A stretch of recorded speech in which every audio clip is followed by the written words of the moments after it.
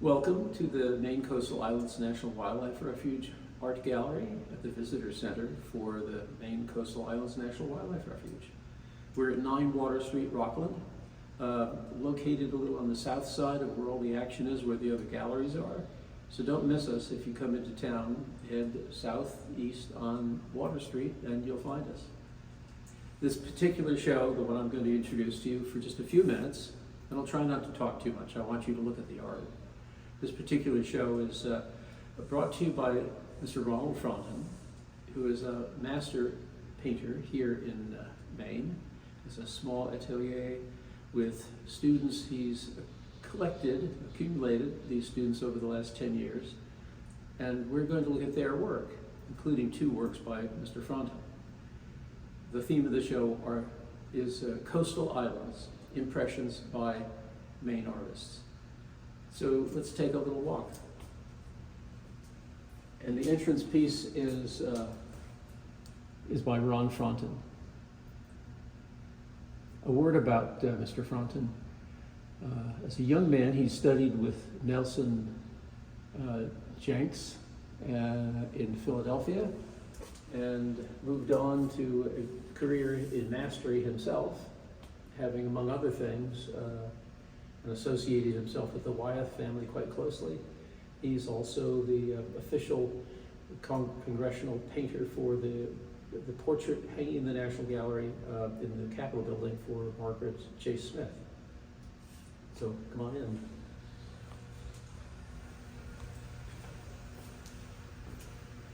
Appropriately, this group of artists is about as diverse a group of folks as you're going to find.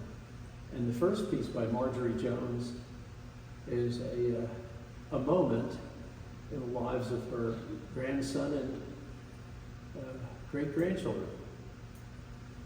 Marjorie Jones is 94 years old and lived through the Blitzkrieg in London and has gone on to have a beautiful retirement, and she's a wonderful painter. A lot of affection in her work. These next 2 pieces are oil on canvas by John Wood. John captures a nice moodiness. John's a retired conservation and land use planner from Pennsylvania.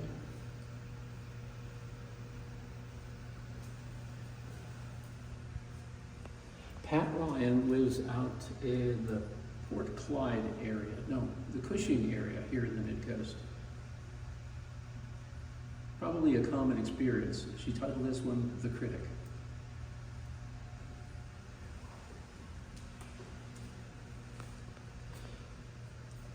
Mary Fitinitis, also a local painter. I almost think one of those cows is in jeopardy of falling over that very realistic eroded edge.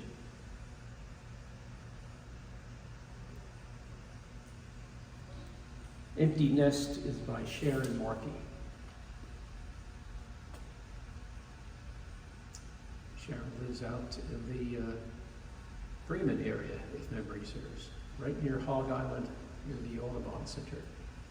And I suspect, but I could be wrong, this may be a scene from Hog Island, a winter osprey nest.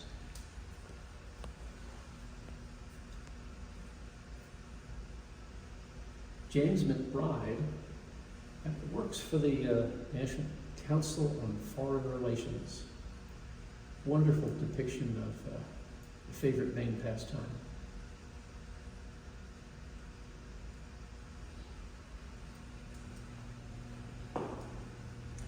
Dancing Spirit by Pat Ryan.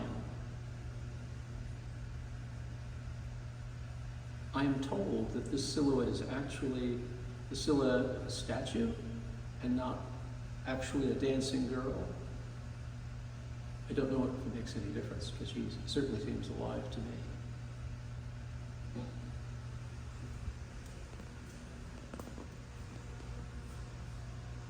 Reflection by Paula Spector. Such a perfect capture of this kind of weather right on the edge of winter, late autumn, I almost think I've been to this place too. Great color.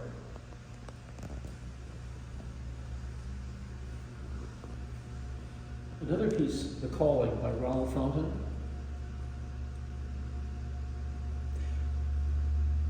As I may have mentioned, a personal friend of the Wyeth family, Ron also has this tendency to tell a story or to suggest a narrative of some sort inside his painting. And I feel that in his characterization of this beautiful young woman.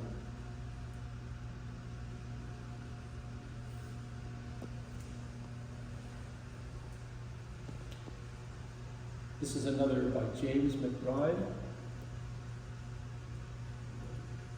It's a depiction of the last light of day at Fortune's Rocks.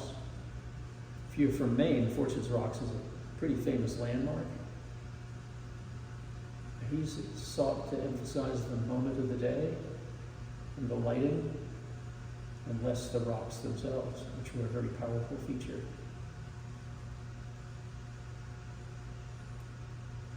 That's a great image.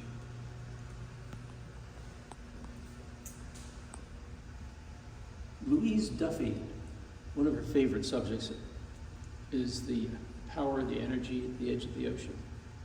This is Power of the Ocean.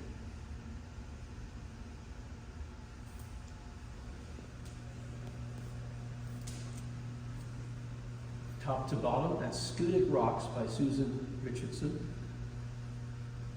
If you've ever been there, that does feel like the place. And the bottom one, a really humorous feel to it. Big Boy Buoy by Marian Swillinger. Who lives in Tennant's Harbor, not terribly far from here.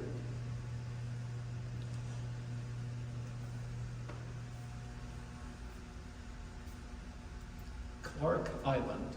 I'm supposed to know where that is, but can't tell you. These are wonderful scenes of abandonment, overcome by the beauty of nature reclaiming a place. And another one by Marian Swillinger, Martinsville Sunset.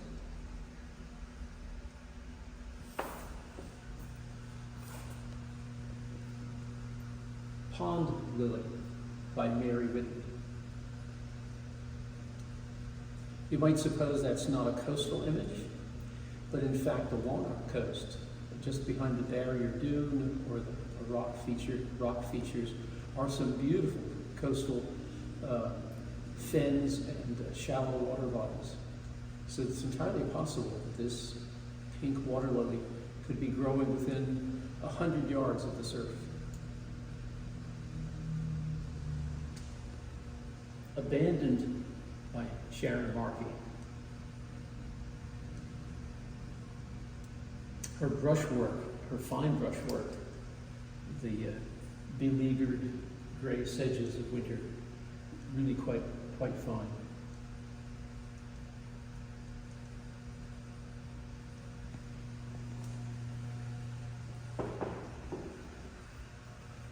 Heidi Dins.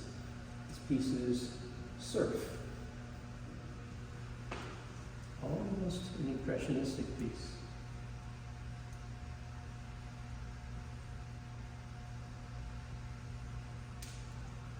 And the Red House, as I understand it, but have no reason to be able to claim I would know this, the Red House is a subject often painted, and I'm quite certain it's on Monhegan, with Manana Island in the distance. Beautiful. Rocky Coast, Janet Bell. This one feels like it must be Cadillac Mountain or on the ocean side of Burnt Head on Monhegan. I'll have to ask her.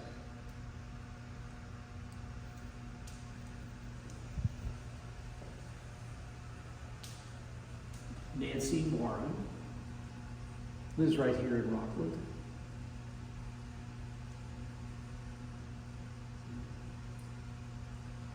capturing the hour of a day or a few minutes within a certain hour of a day.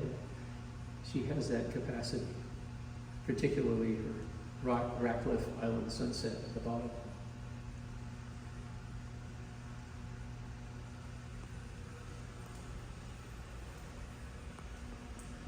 West Key Estuary Sunset by Anne O'Hara. Very, very visitable place, if it's such a word. The West Key Marsh, part of a large conservation region. Beautiful. And The Reach by Sherry Deck, Waldoboro.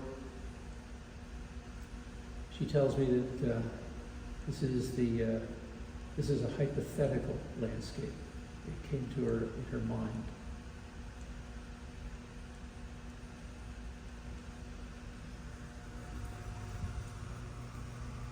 I enjoy the self-importance of the watcher, the herring gull in the foreground. For those of you who know Portland, who recognize this as the commercial pier right off of the main Merchant Street in the Port of Portland. Just about 100 yards away from DeMichele's restaurant. And the change as history changes this landscape, where these were all once industrial fishing buildings, in the foreground is one of the new condominiums. She really caught that juxtaposition. Our last two pieces, the Pemmican Bell.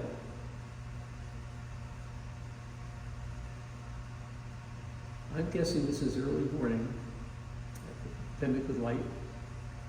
It's a very special little historic spot. You really get the feel of it. By Patty Dintz. And finally, Study for a Pond Lily by Mary Whitney. Nice, solitary little point of color. So thank you for joining us, and I hope you come to visit the gallery in person. This is being filmed on a Friday afternoon, the end of September, and the show will run all the way through the first week of December 2023. And you're welcome anytime from, I think, 8:30 to 4:30, Monday through Friday. And perhaps late in the season, we'll have one more open house before the next round of shows. Thanks a lot. We're going to do a brief tour of the beautiful watercolor and pencil work by Lorraine DeMichelle. Lorraine is from Camden, Maine, lives in and loves this landscape, this coastal landscape. Let's take a look at her work.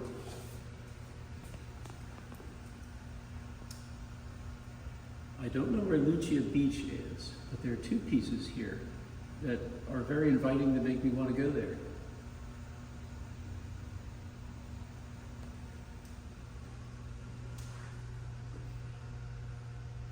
King Eider Duck. This is colored pencil on paper. Spectacular example of our native waterfowl. Camden Harbor. Just about from the perspective of Mount Batty, I think.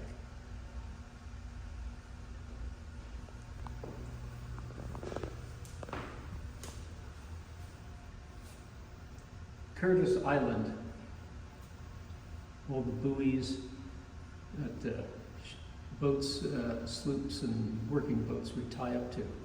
I don't know where Curtis Island is either.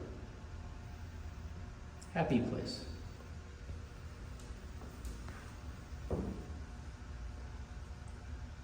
A different perspective on Camden Harbor. Another perfect day in Maine.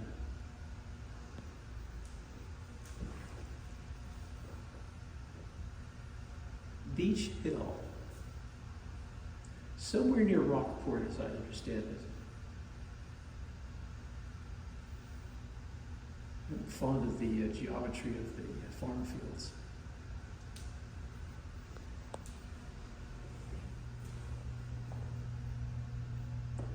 Lucia Beach, another perspective. Very pretty.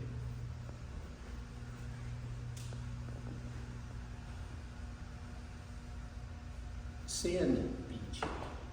Sand Beach, if I'm not mistaken, is at a very notable landmark on Mount Desert Island.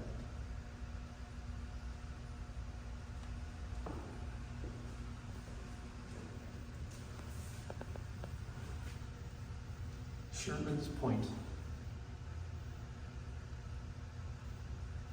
Lorraine's watercolors are so carefully crafted.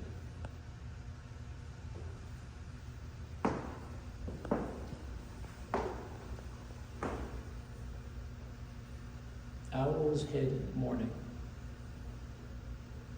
This is my show favorite, by the way. Beautiful.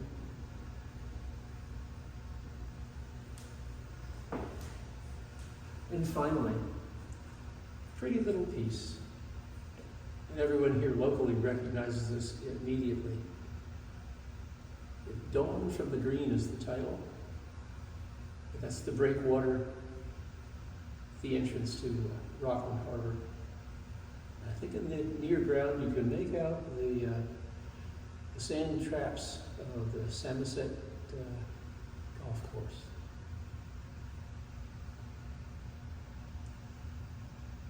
A wonderful little show that captures a real sense of place.